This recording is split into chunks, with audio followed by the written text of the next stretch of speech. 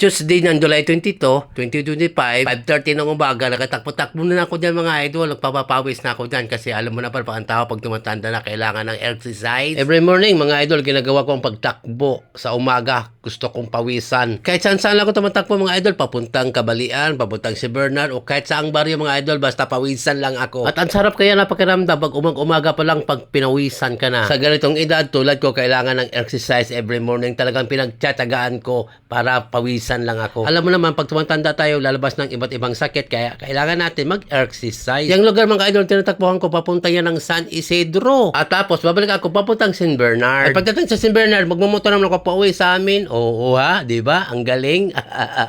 Kaya sa may mga edad ng takbo-takbo naman tayo, pag may time, hindi lang puro upo, puro higa. Sa totoo lang mga idol, pag may edad na talaga ang tao, kailangan talaga na mag-exercise, kahit 30 minutes lang. Kahit maglakad-lakad lang tayo sa tabi ng kalsada every morning, 30 minutes, okay na yan sa pangangatawan. At good morning pala sa inyong lahat dyan.